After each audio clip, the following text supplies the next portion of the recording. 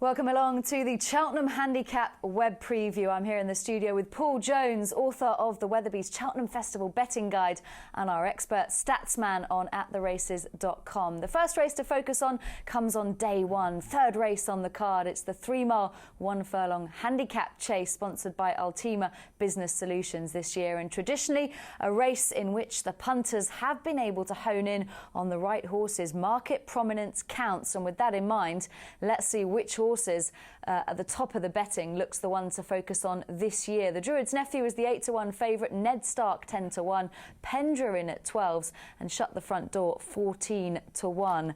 Paul, a race in which there are some quite telling stats.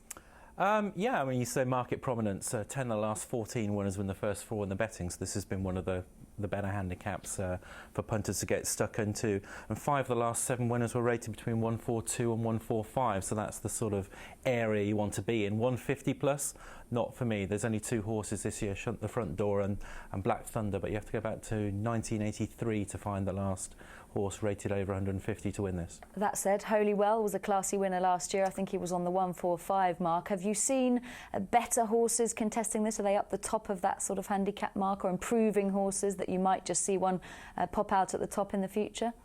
Yeah, I mean, Holywell was 145. He actually became the highest rated winner for 14 years when he won 145. Previously, the level had been about 143. Was certainly no winner over 143 in the previous 13 years. But 4 of the last 5 winners were 142 or 143. So that's the sort of area you like to look for. And Ned Stark's got 143. Which is the same mark which Ben Slum won the race for the same trainer, also a novice. And I think he is the right favourite, and here he's winning over hurdles here. But obviously he's a novice chaser. 4 of the last 11 winners of this race were novices. Alan King's also won it with a novice in Fork Lightning. And I just think he's got the right kind of profile for this race. A winner of the Toten Novice Chase last time out. He's had a look round the course in the Dipper. That's probably a bit unfair. He found 2.5 miles a little bit too short for him that day. And what punters I think might also like is the fact that Ultima Business Solutions are sponsoring this race for the first time, and they sponsor the Alan King Yard, so they'll be especially keen to win it. I think they've probably got him lined up. And off a mark of, is he on 137? I think he still could be ahead of the handicap, and more to come from him. 143, Ned Stark. Oh, so he will.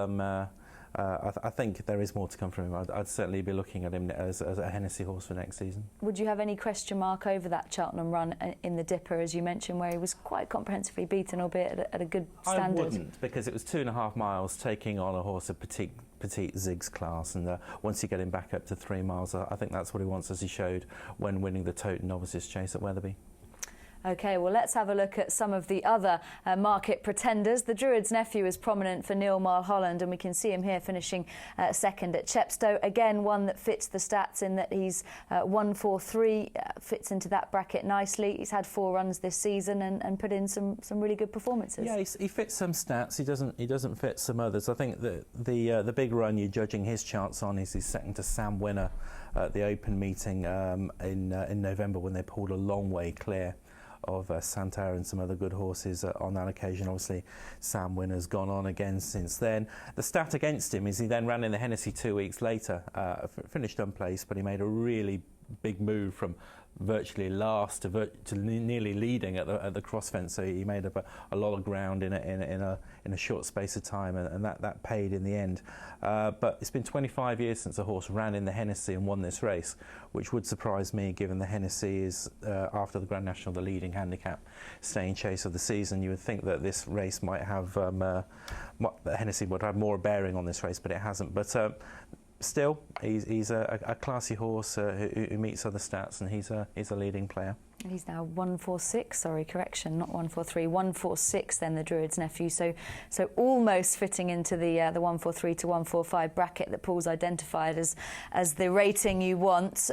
Cause of Causes was second in the Kim Muir last year, head in hands moment when he made that mistake at the last under Nina Carberry, and I think many punters were on him that day. He's a big price here, and presumably he might not necessarily run in this. I think then now leaning towards the National Hunt Chase. JP McManus might have a couple of other runners in this race.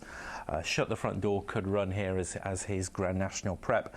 As I've said before, I'm not keen on horses rated over 150 in this race anyway, and it looks like Pendra is going to be the main JP McManus representative, judging by the market move earlier in the week.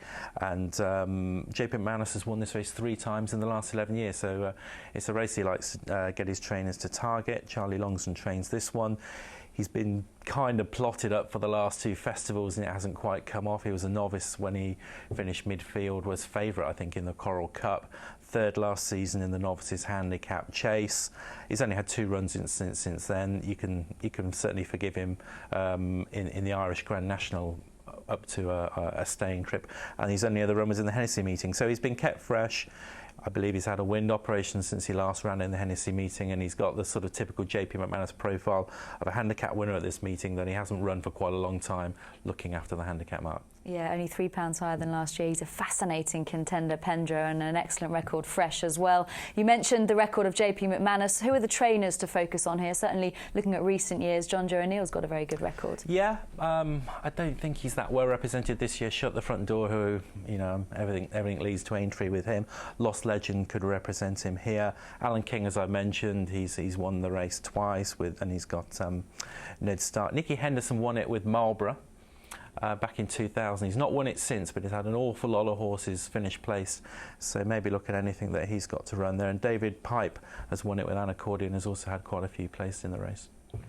OK, but Ned Stark, the one to focus on for you in this I think so, yeah, I think he's the best bet of the handicaps all week. OK, so Ned Stark, the one to focus on in race 3 on the opening day, the Ultima Business Solutions Handicap Chase.